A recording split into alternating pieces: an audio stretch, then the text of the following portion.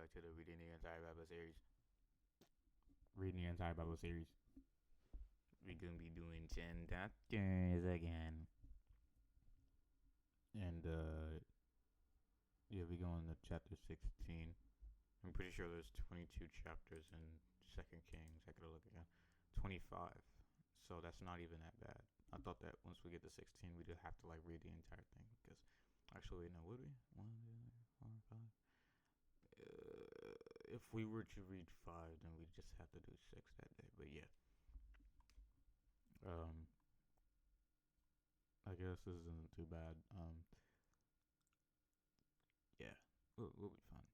2, 3, 4, 5. Yeah, I guess on that day we just have to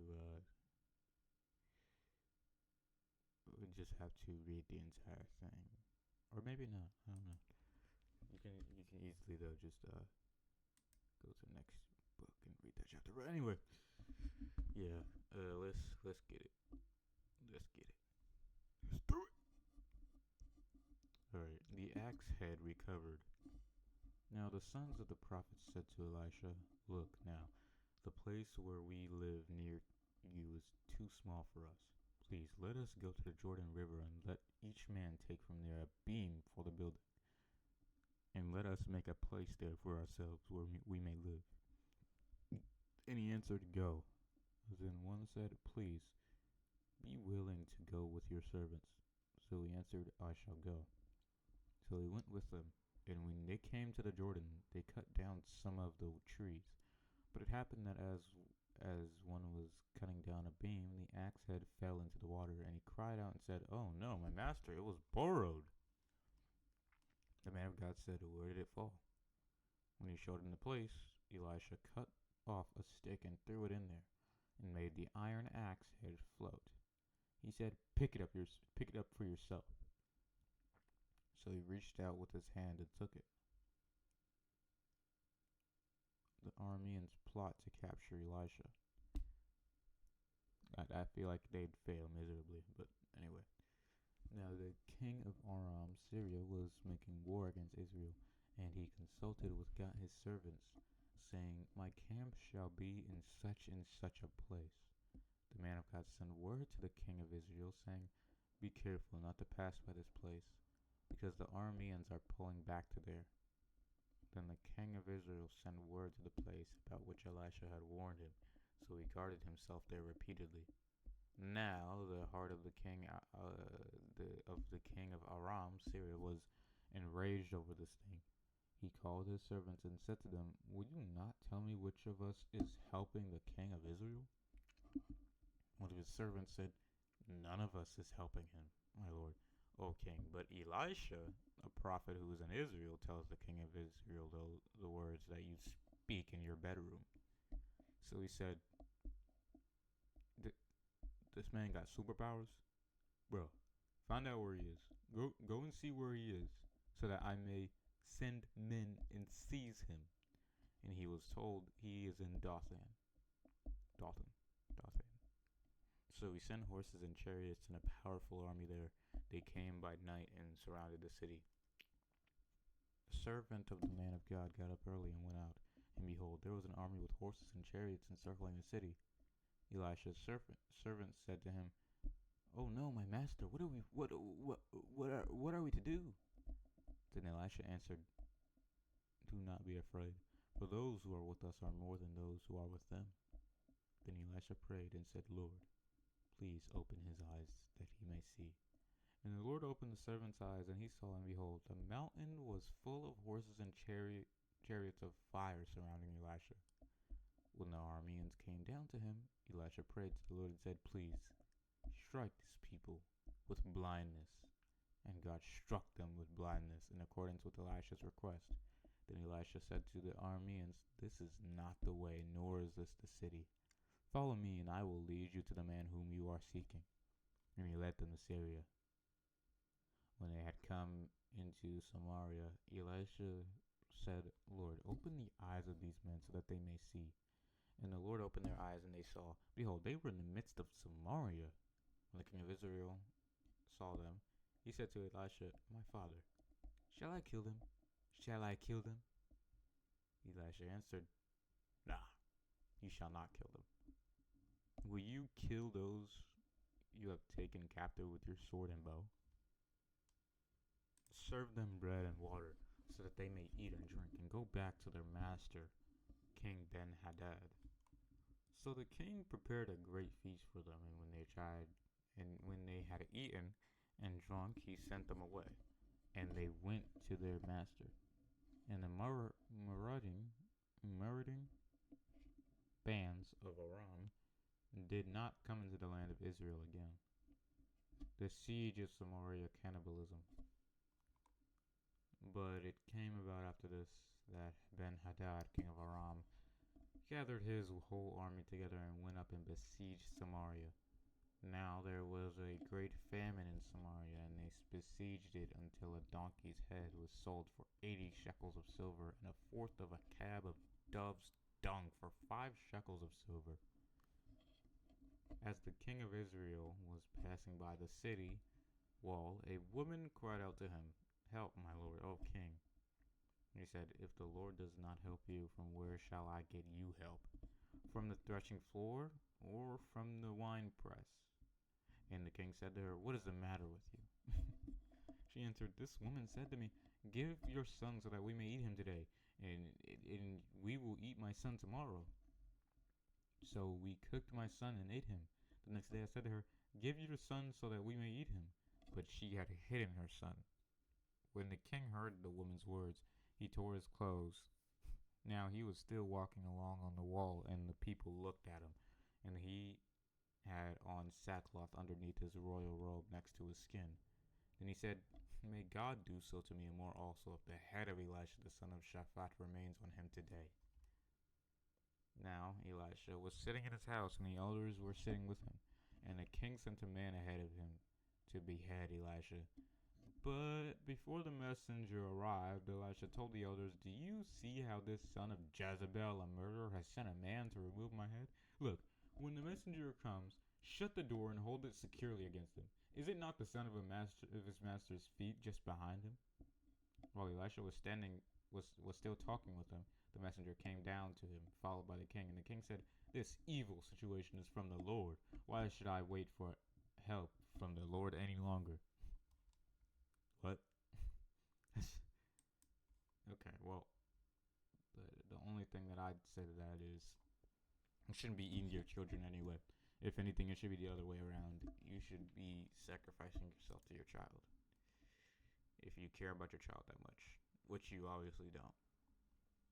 You 2 women, one of which is a con artist. Yeah, I would hate to have a mother like that. Elisha promises food. Then Elisha said, Hear the word of the Lord.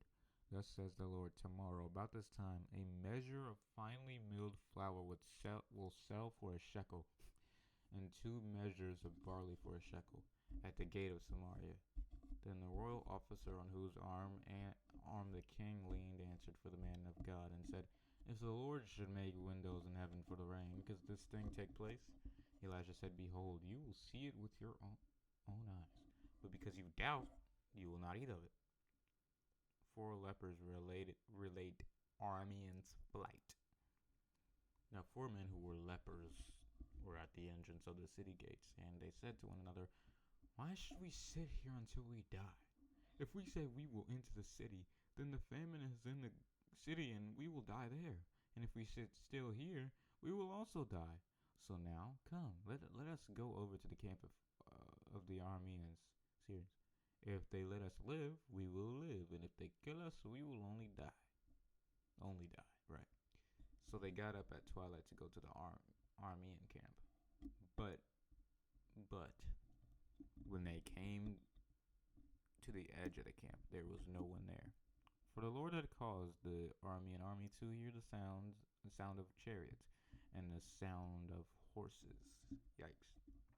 The sound of a great army. They said to one another, The king of Israel has hired against us the kings of the Hittites and the kings of the Egyptians to come and fight against us. So the Arameans set out and fled during the twilight, and left their tents, horses, and donkeys, even left the camp just as it was, and fled for their lives like cowards. When these lepers came to the edge of the camp, they went into one tent and ate and drank and carried away from their silver, gold, and clothing, and went and hid them. Then they went back and entered another tent and carried some valuable things from there also, and went and hid them. They said to one another, "We are not doing the thing right. This is a day of the good news. Yet we are keeping silent. If we wait until the morning light, some punishment for not reporting this now will come to us. So now, come, let us go and tell the king's household." So they came and called to the gatekeepers of the city. They told them, "We went to the camp of the Arameans, and behold, there was no one there, nor a sound of man there, only the horses and donkeys tied up in the tents had been left, just as they were." Then the gatekeepers called out, and it was reported to the king's household inside the city. Then the king got up in the night and said to his servants, "I will tell you what the Arameans have done to us.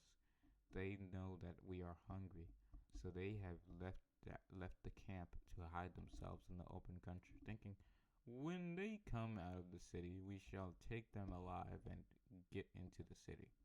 One of his servants replied, 'Please, let some men take 5 of the horses which remain inside the city. Consider this. If they are caught, then at worst they will be like all the people of Israel who are left in the city. Even if they are killed, then they will be like all the people of Israel who already died. So let us send them and see what happens.' So they took 2 chariots with horses, and the king sent them after the army, saying, 'Go and see.' The promise fulfilled. They went after them to the Jordan, and all the road was entirely littered with clothing and equipment which the Arameans had thrown away when they hurriedly fled like cowards. And the messengers returned and told the king. Then the people of Israel went out and plundered the camp of the Arameans. So goods were so plentiful that a measure of finely milled flour was sold for a shekel, and 2 measures of barley for a shekel, in accordance with the word of the Lord, as spoken through Elisha. Now the king had appointed the royal officer on whose arm he leaned to be in charge of the city gate, and the starving people trampled him at the gate as they struggled to get through for food, and he died, just as the man of God had foretold when the king came down to him. It happened just as Elisha, the man of God, had spoken to the king, saying, 2 measures of barley will be sold for a shekel, and a measure of finely milled flour for a shekel tomorrow, at this time, at the gate of Samaria." The royal officer had answered the man of God and said, "Now behold, even if the Lord should make windows in heaven, could such a thing happen?" And Elisha had answered, "You will see it with your own eyes, but because of your doubt you will not eat it." And so it happened to him, for the people trampled him at the gate, and he died. So it's the king's fault. The king restores the Shunammite's land. Now Elisha had said to the Shunammite woman, whose son he had restored to life, "Prepare and go, you and your household, and stay temporarily wherever you can. For the Lord has called for a famine, and moreover it will come on the land and continue for 7 years." So the woman didn't waste no time, and she set out and did everything in accordance with the word of the man of God. She and her household went and stayed temporarily as foreigners in the land of the Philistines for 7 years. At the end of the 7 years, the woman returned from the land of the Philistines, and she went to appeal to the king of Israel for her house and for her land. Now the king was talking with Gehazi, the servant of the man of God, saying, "Tell me all the great things that Elisha has done." And just as Gehazi was telling the king how Elisha had restored the dead to life, behold, the woman whose son he had restored to life appealed to the king for her house and for her land. And Gehazi said, "My lord, O king, this is the woman, and this is her son, whom Elisha restored to life." When the king asked the woman, she told him everything. So the king appointed for her a certain high official, saying, "Restore everything that was hers, including all the produce of the field since the day that she left the land until now." Elisha predicts evil from Hazael. Now Elisha came to Damascus, and Ben-Hadad, king of Aram, Syria, was sick, and he was told, "The man of God has come here." And the king said to Hazael, "Take a gift with you and go to meet the man of God, and inquire of the Lord by him, saying, 'Will I recover from this illness?'" So Hazael went to meet Elisha and took a gift with him of every good thing of Damascus, 40 camels' loads. And he came and stood before him and said, "Your son Ben-Hadad, king of Aram, has sent me to you, asking, 'Will I recover from this illness?'" And Elisha said to him, "Go, say to him, 'You will certainly recover.' But the Lord has shown me that he will certainly die." Elisha stared steadily at Hazael until he was embarrassed, and then the man of God wept. Hazael said, "Why are you weeping, my lord?" He answered, "Because I know the evil that you will do to the sons of Israel. You will set their strongholds on fire, kill their young men with the sword, smash their children to pieces, and rip up their pregnant women." Then Hazael said, "Surely not. For what is your servant, who is nothing more than a dog, that he would do this monstrous thing?" And Elisha answered, "The Lord has shown me that you will be king over Aram." Then Hazael departed from Elisha and came to his master, who said to him, "What did Elisha say to you?" And he answered, "He told me that you would certainly recover." But the next day Hazael took the bedspread and dipped it in water and covered the king's face so that he died. And Hazael became king in his place. So I guess this is really about people not listening. This is crazy. Another Jehoram reigns in Judah. Now, in the 5th year of Jehoram, the son of Ahab, king of Israel, when Jehoshaphat was king of Judah, Jehoram, the son of Jehoshaphat, king of Judah, became king. He was 32 years old when he became king, and he reigned for 8 years in Jerusalem. He walked in the ways of the kings of Israel, just as the house of Ahab had done. For Athaliah, the daughter of Ahab, became his wife. He did evil in the sight of the Lord. Yet, for the sake of his servant David, the Lord was not willing to destroy Judah, since he had promised to give him a lamp and throne descendant through his sons always. In his days, Edom revolted from the rule of Judah and set up a king over themselves. So Jehoram, king of Judah, went over to Zair in Edom with all his chariots. He set out by night and struck down the Edomites who had surrendered him and the captives of his chariots. But the people of his army fled to their tents. So Edom revolted against Judah to this day. Then Libnah revolted at the same time. The rest of the acts of Jehoram and everything that he did are denied and written in the book of Chronicles of the kings of Judah. All right, we get it. You're hyping up the book of Chronicles, bro. All right.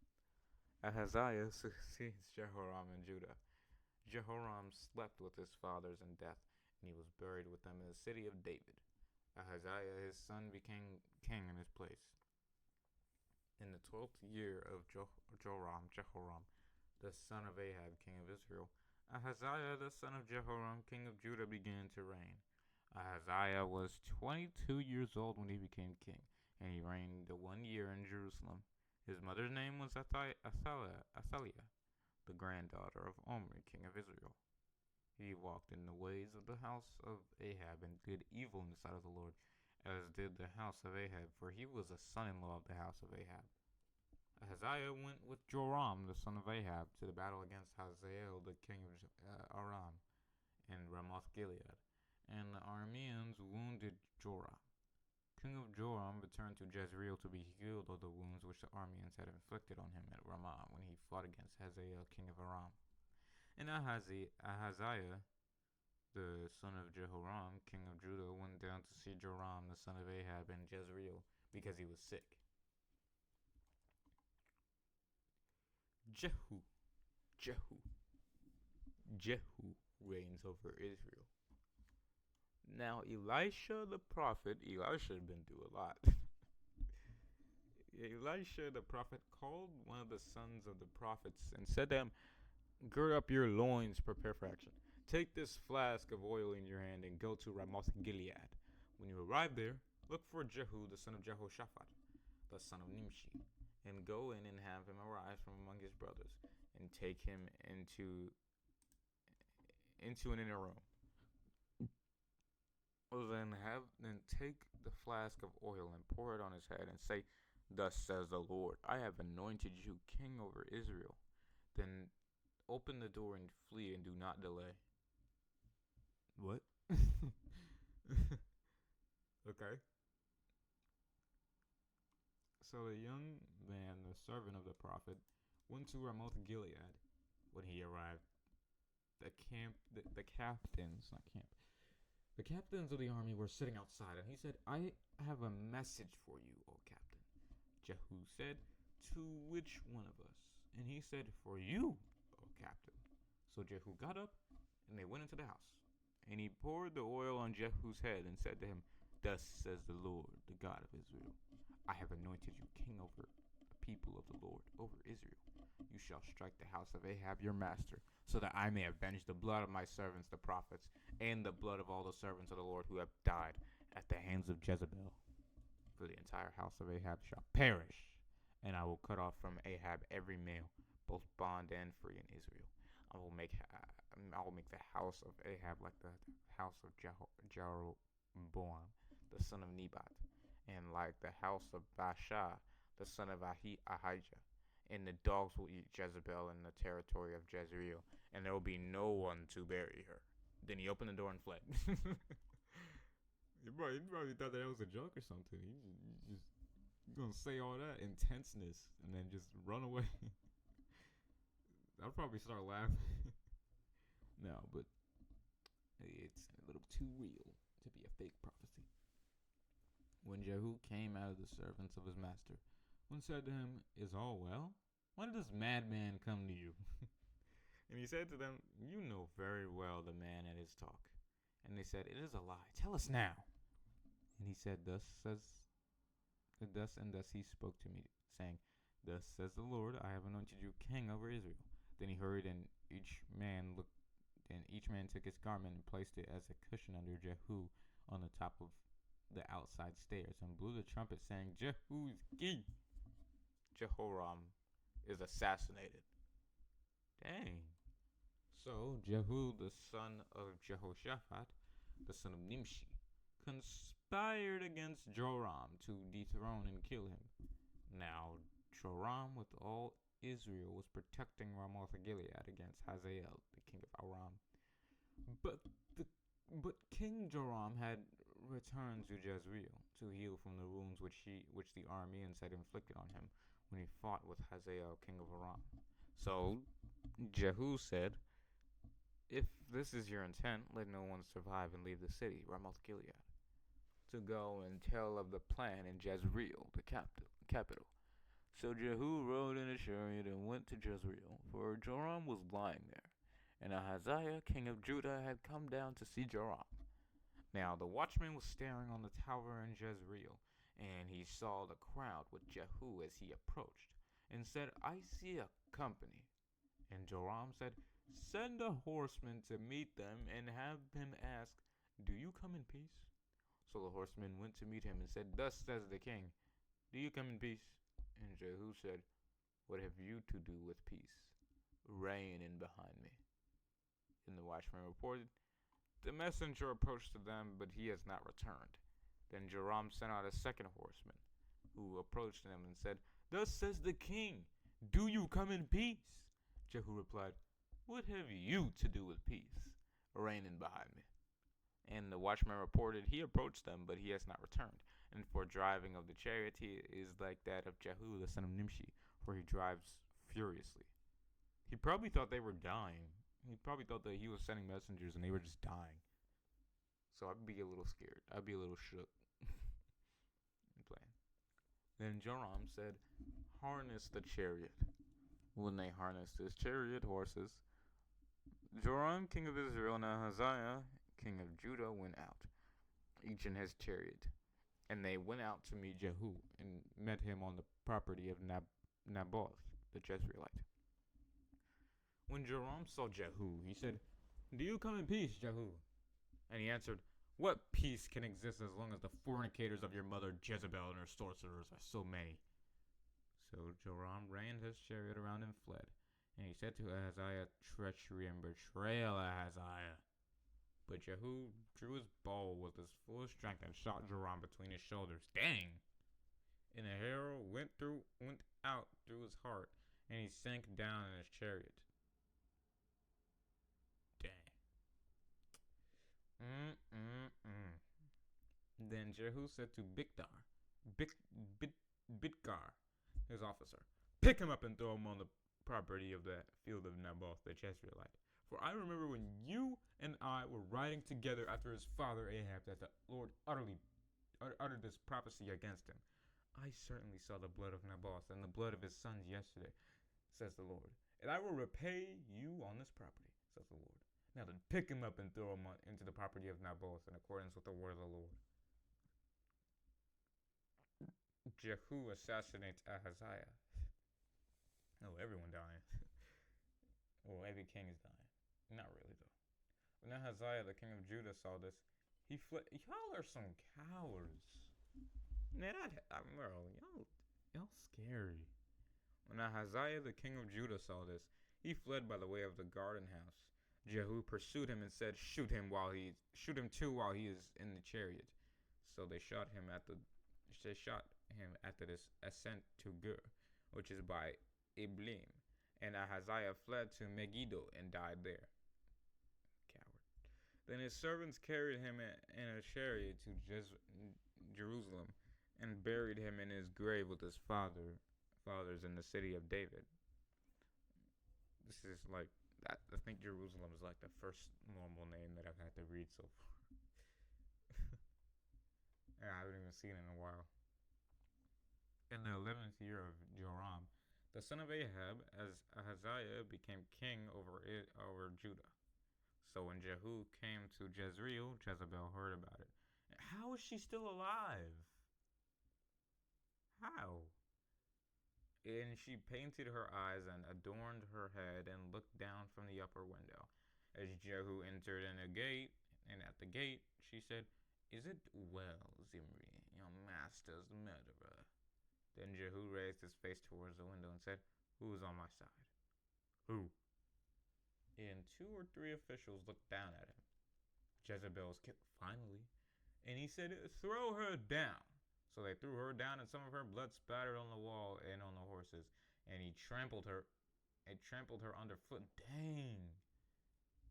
Dang, boy, that boy curb stomped her. He said,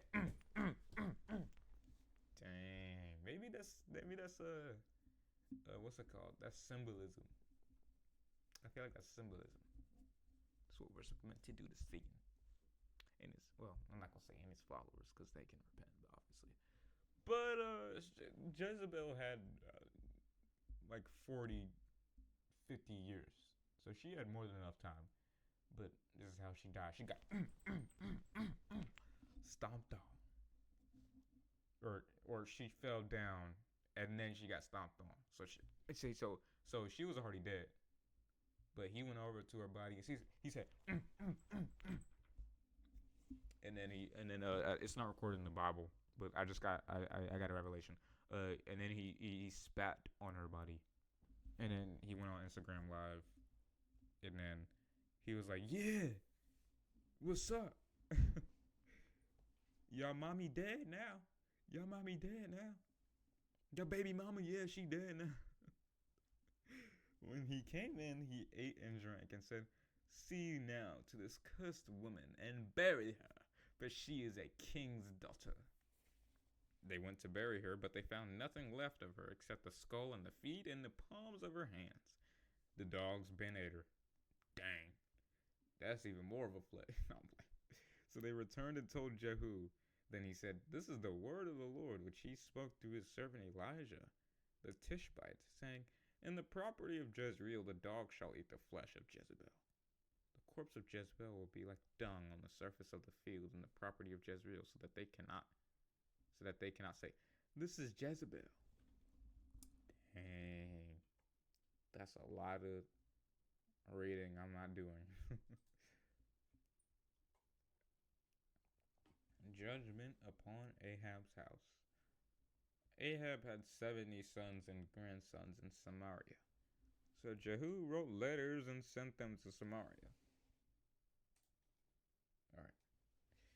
To the rulers of Jezreel, to the elders, and to the guardians of the children of Ahab, saying, Now, as soon as this letter comes to you, since your master's sons, male descendants, are with you, as well as chariots and horses and the fortified city and weapons, select the best and most capable of your master's sons, and set him on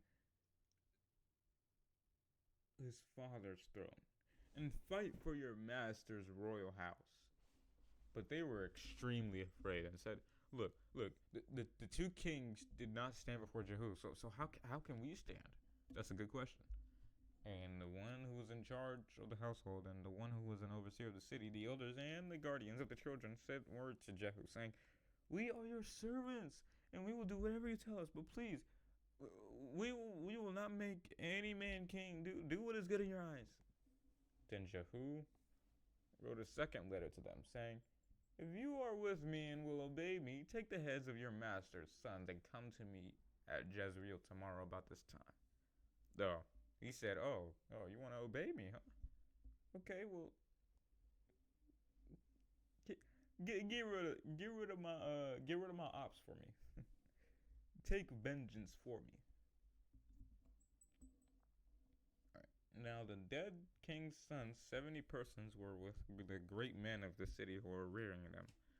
When the letter came to them, they took the king's sons and slaughtered them, 70 persons, and put their heads in baskets. Oh, so they really did it. And sent them to Jehu at Jezreel. When the messenger came and told him they had brought the heads of the king's sons, he said, Put them in 2 heaps at the entrance of the city gate until morning. The next morning he went out and stood to all the people, and said to all the people, You are just and innocent. Behold, I conspired against Joram my master, and killed him. But who killed all these? Knowing then, without any doubt, that there shall fall to the earth nothing of the word of the Lord, which the Lord spoke concerning the house of Ahab. For the Lord has done what he said through his servant Elijah. So Jehu killed all who remained of the house of Ahab in Jezreel, and all his great men and his familiar friends and his priests, until he left him without a survivor. And he set out and went to Samaria on the way, as he was at the place of the sand heaps, meeting place. For the shepherds, Jehu met the relatives of Ahaziah, king of Judah, and said, Who are you? They answered, We are the relatives of Ahaziah, and we came down to meet the royal princes and the sons of the queen mother Jezebel. Then Jehu said, Take them alive. So they took them alive and later slaughtered them at the well by the place of the sand heaps. 42 then he left none of them alive. When Jehu went on from there, he met Jehonadab, the son of Rechab, coming to meet him. He greeted them and said to him, Is your heart right as mine heart is with yours? I don't know why he's talking like that. Jehonadab answered, It is. Jehu said, If it is, give me your hand.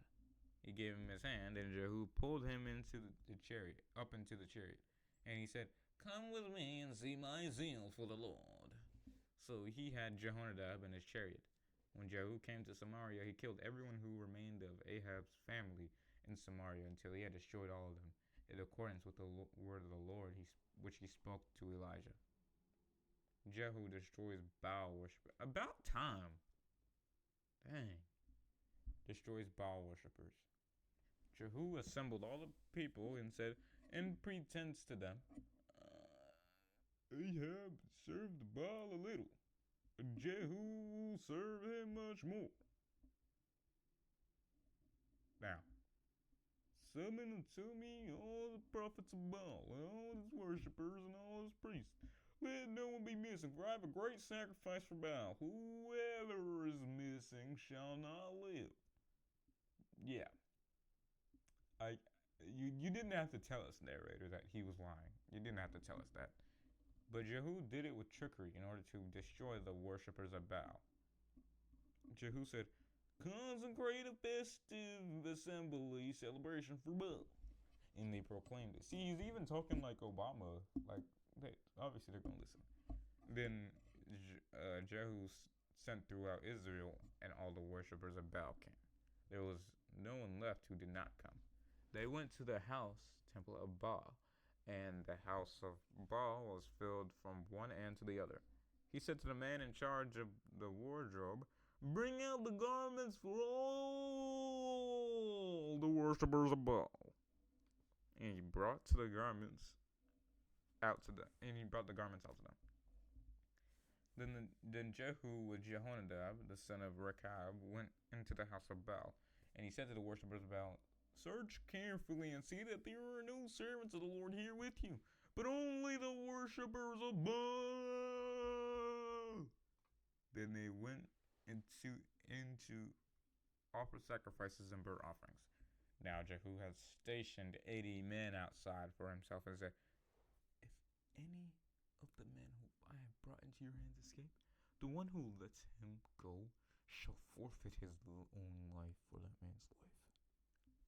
Then it came about, as soon as he had finished offering the burnt offering, that Jehu said to the guards and to the royal officers, go in and kill them. Let no one come out. And they killed them with the edge of the sword. And the guard and the royal officers threw their bodies out and went to the inner rooms of the house of Baal. They brought out the sacred obelisks of the house of Baal and burned them. Good. They also tore down a sacred pillar of Baal and torn down the house of Baal and made it into a latrine forever unclean to this day. Also, if someone says this is messed up, just ask them what they know or what they know about what the Baal worshippers were actually doing when they sacrificed. Let's just, let's test that person. See if they know anything about the pagans who worship Baal. And ask them if they know what Baal looks like. The dude looks, it's not even a dude, it's a cow. Thus, Jehu eradicated Baal from Israel. However, Jehu did not turn from the idolatrous sins of How? Literally how? Sins of Jeroboam, the son of Nebat, who made Israel sin. That is, led them to worship the golden calves which were at Bethel and Dan.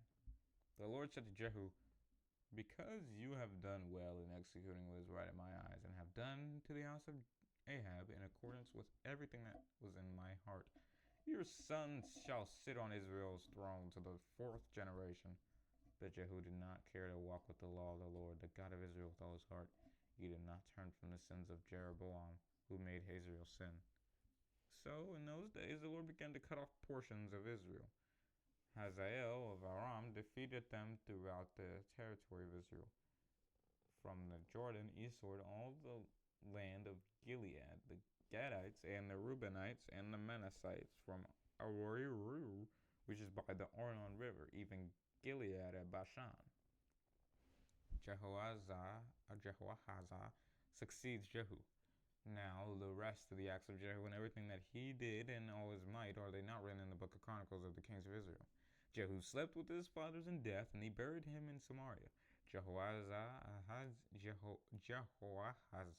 his son, became king in his place. The time that Jehu reigned over Israel in Samaria was 28 years. All right. Athaliah, queen of Judah. When Athaliah, the mother of Ahaziah, king of Judah, saw that her son was dead, she arose and destroyed all the royal offspring. But Jehosheba, the daughter of King Joram of Judah and half-sister of Ahaziah took Joash, the son of Ahaziah, and abducted him from them among the king's sons, who were to be killed, and hid him in his nurse in the bedroom. So they hid him from Athaliah, and he was not put to death. Joash was hidden with his nurse in the house of the Lord for 6 years, while Athaliah reigned over the land. Now, in the 7th year, Jehoiada, the priest, Jehoshabe's husband, sent for the captains of hundreds of the Karites and of the guard, and brought them to the house of the Lord. They or, then he made a covenant with them and put them under oath in the house of the Lord, and showed them the king's hidden son. He commanded them, saying, "This is the thing that you shall do. A third of you who come in reporting for duty on the Sabbath shall keep watch over the king's house. A third shall also be at the city gate, sir, and a third at the gate behind the guards. So you shall keep watch over the palace from 3 posts for defense." Why does this read like this, bro? This is hard to read. It went from easy and like, bro, what's happening? 2 units of you, all those who go out off duty on the Sabbath, shall also keep watch over the house of the Lord for the protection of the king.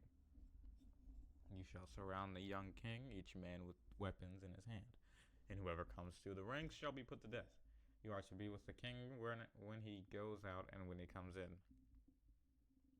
The captains of hundreds acted in accordance with everything that Jehoiada the priest commanded, and each of them took his men who were to come in on duty on the Sabbath with those who were to go out off duty on the Sabbath. And they came to Jehoiada the priest. The priest gave to the captains of hundreds the spears and shields that had been King David's, which were in the house of the Lord. And the guards stood, each man with his weapons in his hand, from the right side to the left side of the temple area, by the altar in the courtyard, and by the temple proper, all around the king. Then Jehoiada brought out the king's son and put the crown on him, and gave him the testimony, a copy of the Mosaic law. And they made him king and anointed him. And they clapped their hands and said, "Long live the king." When Athaliah heard the sound of the guards and the people, she went into the house of the Lord to the people. When she looked, behold, there stood the young king on the platform by the pillar, as was customary on such occasions. And the captains and the trumpeters were beside the king, and all the people of the land rejoicing and blowing the trumpets. Then Athaliah tore her clothes and cried, "Treason! Treason!" Then Jehoiada the priest commanded the captains of hundreds appointed over the army, and said to them, "Take her out between the ranks, and whoever follows her put to death with the sword." For the priest had said, "Let her not be put to death in the house of the Lord." So they seized her, and she went through the horses' entrance to the king's house, and she was put to death there. Then Dang, we ain't even see what she did. She must have been horrible. Then Jehoiada made a covenant between the Lord, the king, and the people, that they would be the Lord's people, also between the king and the people, to be his subjects. Then all the people of the land went to the house of Baal, and they tore it down. They utterly smashed his altar and his images to pieces, and they put Matan, the priest of Baal, to death in front of the altars. And Jehoiada the priest appointed officers over the house of the Lord. Then he took the captains of hundreds, the Karites, or royal bodyguards, the guard, and all the people of the land, and they brought the young king down from the house of the Lord, and came by way of the guards' gates to the king's house. And little Joash sat on the throne of the kings. So all the people of the land rejoiced, and the city of Jerusalem was quiet, for they had put Athaliah to death with the sword at the king's house. Joash was 7 years old when he became king. What the heck? What the heck? Dude, that's a 7 year old's dream. Bro, that's hilarious. I want that. I now think about it, I feel like that'd be really funny. We'd have we'd have our first kid president in America. Guys, guys. Baby Gronk 2020. Let's see. What? Baby Gronk 2029. Baby Gronk. No, wait, no, he'd be a little older by then. So we'd have to find another child celebrity. What about that kid? You guys know the kid with the braids? What about him? The guy that got, or not braids. I think he got something else, but it looked like braids. But yeah, the white kid with the braids, and it looks he has skinny braids. Yeah, we should get him as president for 2029. Joash reigns over Judah. In the 7th year of Jehu, king of Israel, Jehoash became king over Judah, and he reigned 40 years in Jerusalem. His mother's name was Zebiah of Beersheba. Jehoash did right in the sight of the Lord, and all his days in which Jehoiada the priest instructed him. On the high place, only the high places were not removed. The people were still sacrificing and burning incense to the Lord on the high places, rather than at the temple to be repaired. Jehoash said to the priest, all the money for the dedicated things which is brought into the house of the Lord in current money, both the money of each man's assessment for all those bound by vows, and all the money which any man's heart prompts to him bring into the house of the Lord.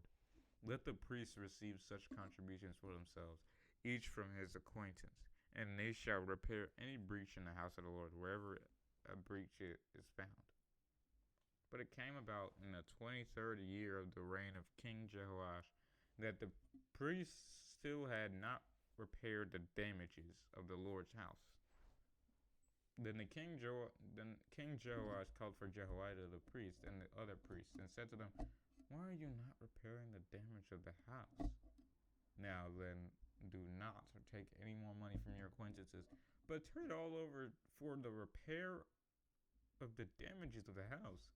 You are no longer responsible for this work. I will take it into my own hands. So, or in other words, that's what he said. So the priests agreed that they would receive no more money from the people, nor be responsible to repair the damages of the house. Then Jehoiada the priest took a chest and bored a hole into its lid, and set it beside the altar on the right side, as one enters the house of the Lord. And the priests who guarded the door put in the chest all the money that was brought by the people in the house of the Lord. And whenever they saw that there was a large amount of money in the chest, the king's scribe and the high priest came up and tied it in the bags and counted the money that was found in the house of the Lord.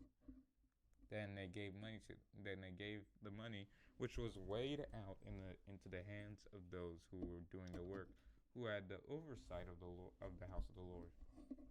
And they paid it out to the carpenters and builders who worked on the house of the Lord, and to the masons and stone cutters, and to buy timber and hewn cut stone, to repair any breach in the house of the Lord, and for all that was laid out for repairing the house.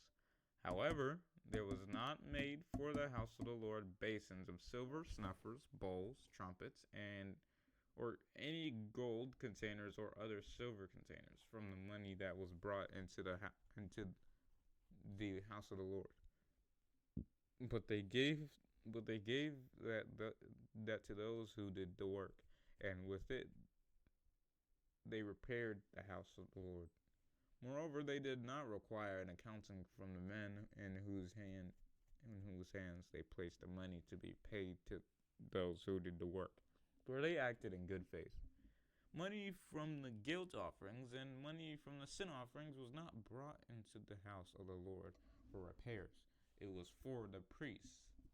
Then Hazael, king of Aram, went up, fought against Gath, and Philistia and captured it. And Hazael resolved to go up to Jerusalem.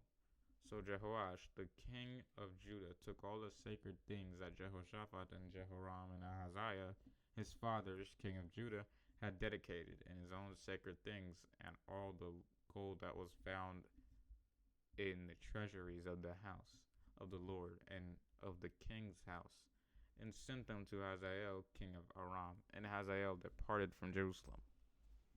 Joash succeeds by Amaziah in Judah. Now, the rest of the acts of Joash and everything that he did, are they not written in the book of Chronicles of the Kings of Judah? His servants arose and formed a conspiracy against him and struck him down, Joash, and struck down Joash in revenge at the house of Millo on the way that goes down to Silla. For Josachar, the son of Shimei, and Jehozabad, the son of Shomer, his servants struck him, and he died. And they buried Joash with his fathers in the city of David.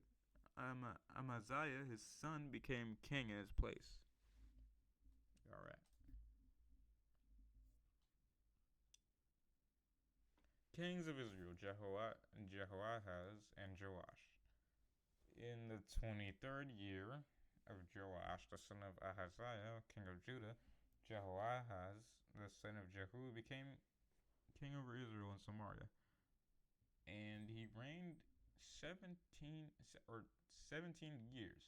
He did evil in the sight of the Lord and followed the idolatrous sins of Jeroboam, the son of Nebat, who made Israel sin. He did not turn from them. So the anger of the Lord was kindled and burned against Israel, and he handed them over time and again to Hazael, the king of Aram, and of Ben-Hadad, the son of Hazael. But Ahaz sought the favor of the Lord, and the Lord listened to him, for he saw the oppression of Israel, how the king of Aram oppressed them. Then the Lord gave Israel a savior to rescue them and give them peace, so that they escaped from under the hand of the Arameans, and the sons of Israel lived in their tents as before. Yet they did not turn from the idolatrous sins of the royal household of Jeroboam, who made Israel sin, but walked in them. And the Asherah set up by Ahab also remained standing in Samaria, Israel's capital. For he left to Jehoahaz, king of Israel, an army of no more than 50 horsemen, 10 chariots, and 10,000 footmen. For the king of Aram, Ben-Hadad, had destroyed them and made them like dust to be trampled.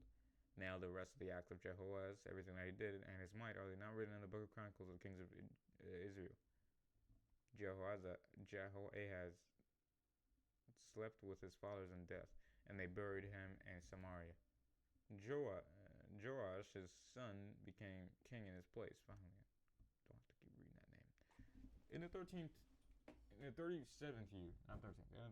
year of Joash, king of Judah, Jehoahaz, the son of Jehoahaz, became king over Israel and Samaria, and reigned 16 years. He did evil in the sight of the Lord. He did not turn away from all the idolatrous sins of Jeroboam, the son of Nebat, who made Israel sin, but he walked in them. Now the rest of the acts of Joash and everything that he did and his might with which he fought against Amaziah, king of Judah, are they not written in the book of Chronicles of the Kings of Judah? Joash slept with his fathers in death, and Jeroboam the second sat on his throne. Joash was buried in Samaria with the kings of Israel. Death of Elisha. No. Now Elisha had become sick with the illness by which he would die. And Joash, the king of Israel, came down and wept over him, saying, and said, "Oh, my father, the chariot of Israel and its horsemen." And Elisha said to him, "Take a bow and arrows." So he took a bow and arrows. And he said to the king of Israel, "Put your hand on the bow." And he put his hands on it. And Elisha put his hands on the king's hands. And he said, "Open the window to the east." And he opened it. And Elisha said, "Shoot." And he shot. And Elisha said, "The Lord's arrow of victory, the arrow of victory over Aram. For you will strike the Arameans in Aphek until you have destroyed them." Then he said, "Take the arrows." And he took them. And Elisha said to the king of Israel, strike the ground. And he struck the ground 3 times and it stopped. And he struck it 3 times and it stopped. So the man of God was angry with him and said, "You should have struck 5 or 6 times. Then you would have struck down Aram until you have destroyed it. But now you shall strike Aram only 3 times." I'd be a little spooked. Elisha died and they buried him. Now, marauding bands of Moabites would invade the land in the spring of the year. And it happened that as a man was being buried on an open bier, they saw a marauding band coming, and they threw the man into Elisha's grave. But when the body of the man was being let down and touched the bones of Elisha, he revived and stood up on his feet. What? That's crazy. Hazael, the king of Aram, oppressed Israel all the days of Jehoahaz. But the Lord was gracious to them and had compassion on them, and turned toward them for the sake of his covenant with Abraham, Isaac, and Jacob. And he was unwilling to destroy them, and did not cast them from his presence until now. Hazael, the king of Aram, Syria, died. Ben-Hadad, his son, became king in his place. Then Jehoash, the son of Jehoahaz, recovered from Ben-Hadad, the son of Hazael, the cities which he had taken from Jehoahaz, his father, by war. 3 times Joash defeated Ben-Hadad and recovered the cities of Israel. Alright. Amaziah reigns over Judah. In the 2nd year of Joash, the son of Jehoahaz, king of Israel, Amaziah, the son of Joash, king of Judah, became king. He was 25 years old when he became king, and he reigned 29 years in Jerusalem. His mother's name was Jehoiada of Jerusalem. He did right in the sight of the Lord, though not like David, his father, ancestor. He acted in accordance with everything that his father Joash had done. However, the high places were now removed. The people were still sacrificing and burning incense on the high places. As soon as the kingdom was firmly in Amaziah's hand, he executed his servants who had killed his father, the king. But he did not put the sons of the murderers to death, in compliance with what is written in the book of the law of Moses, in which the Lord commanded, saying, "The fathers shall not be put to death for the sons, nor shall the sons be put to death for the fathers, but each shall be put to death only for his own sin." And Amaziah killed 10,000 men of Edom in the valley of Salt, and took Selah rock by war, and renamed it Joktheel to this day. Then Amaziah sent messengers to Jehoash, the son of Jehoahaz, and the son of Jehu, king of Israel, saying, "Come, let us face each other in combat." Jehoash, the king of Israel, sent word to Amaziah, king of Judah, saying, "The little thorn bush in Lebanon sent word to the tall cedar in Lebanon, saying, 'Give your daughter to my son as wife.' But a wild beast that was in Lebanon passed by and trampled the thorn bush. You have indeed defeated Edom, and your heart has lifted you up in pride. Enjoy your glory, but stay at home. For why should you plunge into misery so that even you would fall at my hand, and Judah with you?"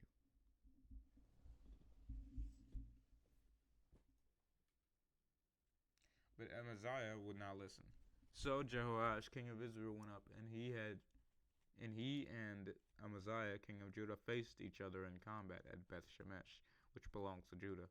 Judah was defeated by Israel, and every man fled to his tent.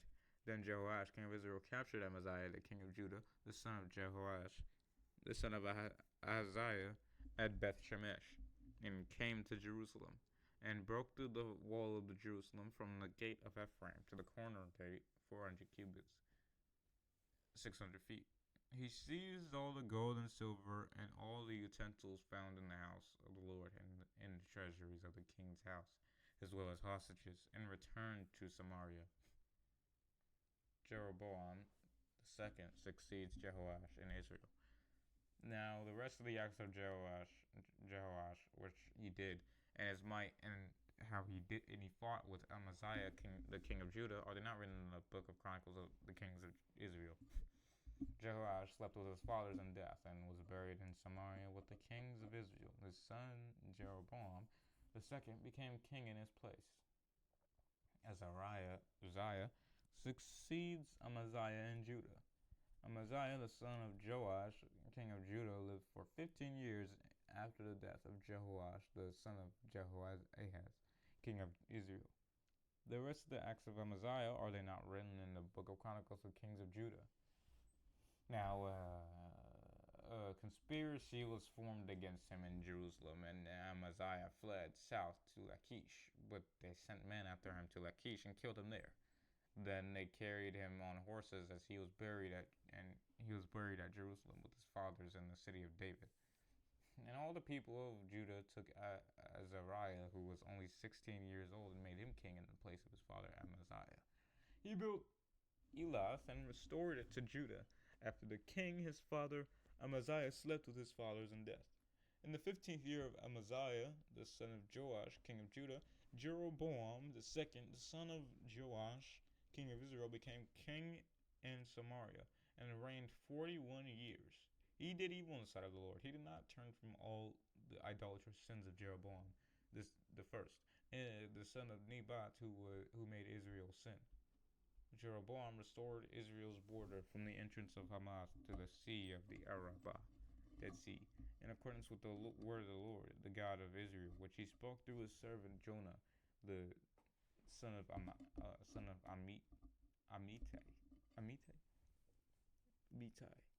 the prophet who was from Gath Hepher. For the Lord saw the affliction of Israel, and it was very bitter. There was no one left, bond or free, nor any helper for Israel.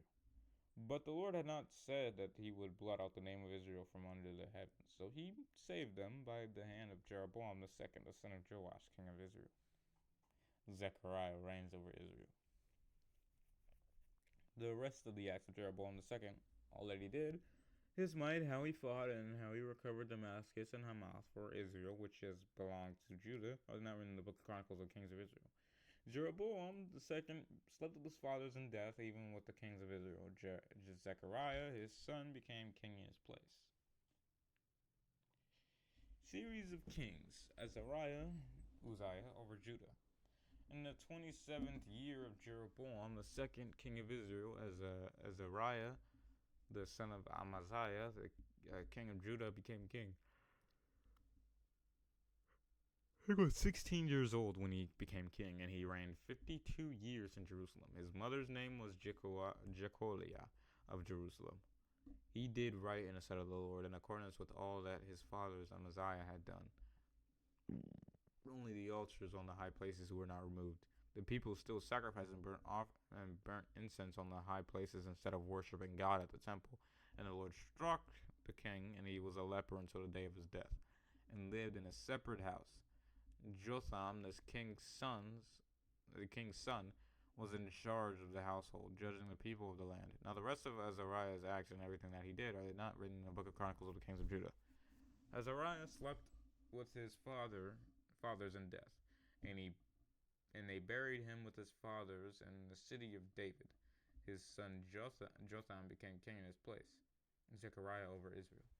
In the 38th year of Azariah, king of Judah, Zechariah, the son of Jeroboam the second, became king over Israel and Samaria for 6 months. He did evil in the sight of the Lord, just as his fathers had done. He did not turn from the sins of Jeroboam the first, the son of Nebat, who made Israel sin. But Shallum, the son of Jabesh, conspired against Zechariah, and struck and killed him in the presence of the people, and reigned in his place. Now the rest of the acts of Zechariah, behold, they are written in the book of Chronicles of the Kings of Israel. This is the fulfillment of the word of the Lord, which he spoke to Jehu, saying, Your sons shall sit on the throne of Israel to the 4th generation. And so it came to pass. Shallum, the son of Jabesh, became king in the 39th year of Uzziah, king of Judah, and he reigned 1 month in Samaria. For Menahem, the son of Gadi, went up from Tirzah, and came to Samaria, and struck and killed Shallum, the son of Jabesh, in Samaria. and became king in his place. The rest of Shallum's acts and his conspiracy which he made, they are written in the book of the Chronicles of the Kings of Israel. Then Menahem struck the town of Tifsa and all who were in it and its borders from Tirzah. He attacked it because they did not surrender to him. So he struck it and ripped up all the women there who were pregnant. Menahem over Israel. In the 39th year of Azariah, king of Judah, Menahem, the son of Gadi, became king over Israel and reigned 10 years in Samaria. He did evil in the sight of the Lord. For all his days he did not turn from their sins of Jeroboam, the son of Nebat, who caused Israel to sin. Tiglath-Pileser III, king of Assyria, came against the land of Israel and Menahem gave Pul 1,000 talents of silver as a bribe so that he might help him to strengthen his control of the kingdom. Menahem exacted the money from Israel from all the wealthy, influential men, 50 shekels of silver from each man to give to the king of Assyria. So the king of Assyria turned back and did not stay there in the land. Now the rest of Menahem's acts and everything that he did, are they not written in the book of Chronicles of the Kings of Israel? And Menahem slept with his fathers in death. His son Pekahiah became king in his place. Pekahiah over Israel. In the 50th year, in the 50th year, that's not say 15th, in the 50th year of Azariah, king of Judah, Pekahiah, the son of Menahem, became king over Israel and reigned 2 years in Samaria. He did evil in the sight of the Lord. He did not turn from the idolatrous sins of Jeroboam the first, the son of Nebat, who made Israel sin. But Pekah, the son of Remaliah, his officer, conspired against Pekahiah and struck him in Samaria, in the citadel of the king's house, with Argob and Ariah, and with Pekah were 50 Gileadites. So he killed Pekahiah and became king in his place. Now the rest of the acts of Pekahiah, all that he did, they are written in the book of the Chronicles of the Kings of Israel. Pekah over Israel. In the 52nd year of Azariah, king of Judah, Pekah, the son of Remaliah, became king over Israel and reigned 20 years in Samaria. He did evil in the sight of the Lord. He did not turn from the idolatrous sins of Jeroboam the first, the son of Nebat, who made Israel sin. In the days of Pekah, king of Israel, Tiglath-Pileser, king of Assyria, came and took Ijon, Abel, Beth, Makkah, Janoah, Kadesh, Hazor, Gilead, and Galilee, all the land of the tribe of Naphtali, and he carried the people captive to Assyria. Hoshea, the son of Elah, conspired against Pekah, the son of Remaliah of Israel. He struck and killed them, and became king in his place in the 20th year of Jotham, the son of Uzziah, king of Judah. Now the rest of Pekah's acts and everything that he did, they are written in the book of the Chronicles of Israel's kings. He switched it up on me. Jotham over Judah. In the 2nd year of Pekah, the son of Remaliah, king of Israel, Jotham, the son of Uzziah, king of Judah, became king. When he was 25 years old, he became king over Judah, and he reigned 16 years in Jerusalem. His mother's name was Jerusha, daughter of Zadok. He did what was right in the sight of the Lord, in accordance with everything that his father Uzziah had done. Only the altars on the high places were not removed. The people still sacrificed and burned incense on the high places rather than in the temple. He built the upper gate of the house of the Lord. Now the rest of the acts of Jotham and all that he did are not written in the book of Chronicles of Judah's kings. In those days, the Lord began sending Rezin, the king of Aram, and Israel's king, Pekah, the son of Remaliah, against Judah. Jotham slept with his fathers in death and was buried with them in the city of David, his father and sister. Ahaz, his son, became king in his place. Ahaz reigns over Judah. I'm sorry if it seems like I just don't care anymore, but hey. I don't like these names. I keep having, I don't know. I think the detail is a little too much too, but it's fine. I mean, it's the Bible. Like, guys, come on. In the 17th year of Pekah, the son of Remaliah, Ahaz, the son of Jotham, king of Judah, became king. Ahaz was 20 years old when he became king and reigned 16 years in Jerusalem. He did not do what was right in the sight of the Lord his God, and as his father, ancestor David, had done. Instead, he walked in the way of the idolatrous kings of Israel, and he even made his son pass through the fire as a human sacrifice, in accordance with the repulsive and idolatrous practices of the pagan nations whom the Lord drove out before the Israelites. He sacrificed and burned incense on the high places and on the hills and under every green tree. Then Rezin, the king of Aram, and Pekah, the son of Remaliah, king of Israel, came up to Jerusalem to wage war. They besieged Ahaz, but could not overcome and conquer him. At that time, Rezin, the king of Aram, recovered Elath and Edom for Aram and drove the Jews away from it. The Arameans came to Elath and lived there to this day. Ahaz seeks help from Assyria. So Ahaz sent messengers to Tiglath-Pileser, king of Assyria, saying, I am your servant and son. Come up and rescue me from the hand of the kings of Aram and of Israel, who are rising up against me. And Ahaz took the silver and gold that was found in the house of the Lord, and in the treasuries of the king's house was sent king's house, and sent a gift to the king of Assyria. So the king of Assyria listened to him, and he went up against Damascus and captured it, and carried its people away into exile to Kir, and put Rezin, king of Aram, to death. Damascus falls. Now King Ahaz went to Damascus to meet Tiglath-Pileser, the king of Assyria, and saw the pagan altar which was at Damascus. Then King Ahaz sent a model of the altar to Urijah the priest, along with a detailed pattern for all its construction. So Urijah the priest built an altar in accordance with everything that King Ahaz had sent from Damascus. That is how Urijah the priest made it before King Ahaz returned from Damascus. When the king came from Damascus, he saw the altar.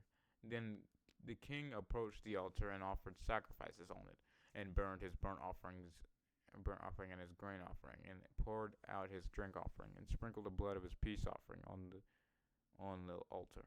He brought the bronze altar which was before the Lord from all the house, from between the new altar and the house of the Lord, and put it on the north side of the new altar. Then King Ahaz commanded Urijah the priest, saying, Upon the great new altar burn the morning burnt offering and the evening grain offering, and the king's burnt offering and his grain offering, with the burnt offering of all the people of the land, and their grain offering, and their drink offerings, and sprinkle on the new altar all the blood of the burnt offering and all the blood of the sacrifice. But the old bronze altar shall be kept for me to use to examine the sacrifices. Urijah the priest acted in accordance with everything that King Ahaz commanded. Then King Ahaz cut away the frames of the basin stands in the temple, and removed the basin from each of them. And he took down the large sea from the bronze oxen which were under it, and put it on a plastered stone floor. He removed from the house of the Lord the covered way for the Sabbath which they had built in the house, and the outer entrance of the king, because of the king of Assyria who might confiscate them. Hezekiah reigns over Judah. Now the rest of the acts of Ahaz are not written in the book of the Chronicles of the kings of Judah. So Ahaz slept with his fathers in death, and was buried with his fathers in the city of David, and his son Hezekiah became king in his place. Oh my gosh. And as of right now, that's it. Thank God. God bless.